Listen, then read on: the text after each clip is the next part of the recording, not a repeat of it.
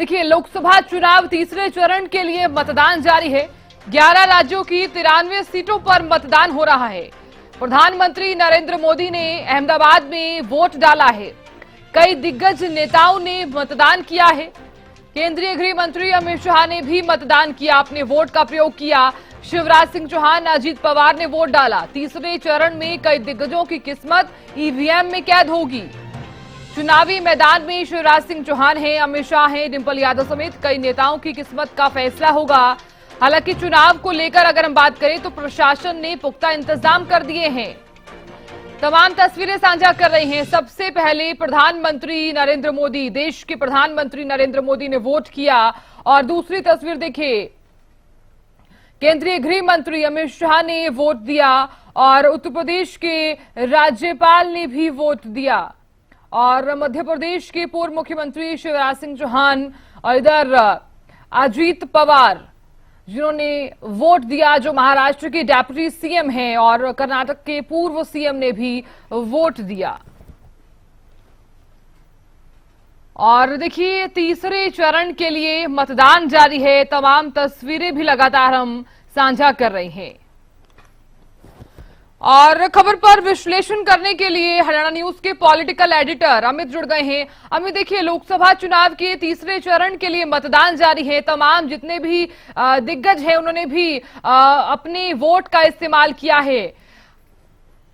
अभी क्या लग रहा है, जितने परसेंटेज में वोटिंग हुई है उसे देखा जाए, कितना परसेंट रुझान जो है वो क्या लग रहा है अभी फिलहाल? बिल्कुल साधना, देखिए, जो चुनाव आयोग की कोशिशें थी वो यहाँ कामयाब होती नजर आ रही है, क्योंकि अगर 9 बजे तक के जो वोटिंग प्रतिशत आए हैं सामने उनको देखें तो 10.81% जो मतदान जो है वो अब तक कुल सभी सीटों के लिए सामने आया है। और इसमें अलग अलग राज्यों के हिसाब से बात करें तो असम में 10.12% आया है, बिहार में भी 10.41% आया है, छत्तीसगढ़ में 13 से ज्यादा का जो है मतदान प्रतिशत आया है। दादर नागर हवेली की बात करें तो वहां भी 10 से ज्यादा का मतदान प्रतिशत दर्ज किया गया है। गोवा में भी 13 से ज्यादा का किया गया है। इस तरह से देखिए, सबसे ज्यादा जो अब तक का अगर आया है डाटा तो वो पश्चिम बंगाल का है, जहां 15.85% मतदान अब तक दर्ज किया गया है 9 बजे तक का। तो ऐसे में एक अच्छा रुझान जो है वो सुबह पहले मिल रहा है। हालांकि एक देखिए, बड़ी चुनौती में लगातार जब चर्चा कर रहा हूँ इस बात को लेकर कि एक बड़ी चुनौती भीषण गर्मी जो है इस बार चुनाव आयोग के सामने और तमाम उन उम्मीदवारों के सामने है जो चुनाव मैदान में डटे हुए हैं। तो ऐसे में इन सबके बीच में मतदाता को अपने घर से निकालना एक बड़ी चुनौती है, बूथ तक लाना। और चुनाव आयोग के सारे तमाम प्रयास इस दिशा में चल रहे हैं कि ज्यादा से ज्यादा वोटिंग करवाई जाए। लोकतंत्र का महापर्व है देखिए, और तीसरा चरण है। और इस तीसरे चरण को इसलिए महत्वपूर्ण माना जाएगा क्योंकि इसमें देश की 93 सीटें शामिल होती हैं, 11 राज्य हैं और 2 केंद्र शासित प्रदेश हैं। तो ऐसे में अब देखने वाली बात है कि वोटिंग प्रतिशत कितना ज्यादा जाता है। और खासतौर पर देखिए, पहले और दूसरे चरण को लेकर साधना वोटिंग प्रतिशत सवालों के घेरे में आ गया था, क्योंकि पहले वो काफी कम आया और बाद में जब डाटा दिया गया चुनाव आयोग की ओर से तो एकाएक उसमें 6% की बढ़ोतरी दिखाई गई। तो उसको लेकर सवाल उठते थे। अब देखने वाली बात है कि अब जो वोटिंग प्रतिशत रहता है वो मतदाता का रुख क्या रहता है, क्या मतदाता पूरे उत्साह के साथ लोकतंत्र के इस पर्व में अपनी भागीदारी देता है। हालांकि देखिए, दिग्गजों के लिए वोट डाला है। 7 केंद्रीय मंत्री जो है वो इस फेज में चुनाव लड़ रहे हैं और 4 पूर्व मुख्यमंत्री चुनाव मैदान में उतरे हुए हैं। और खासतौर पर प्रधानमंत्री नरेंद्र मोदी ने भी अहमदाबाद के पोलिंग बूथ पर अपना वोट पोल किया और लोगों से भी इस जो मतदान है इसका महत्व बताया। उन्होंने कहा कि दान का जो महत्व है देश में, और वैसे ही मतदान का बड़ा महत्व है।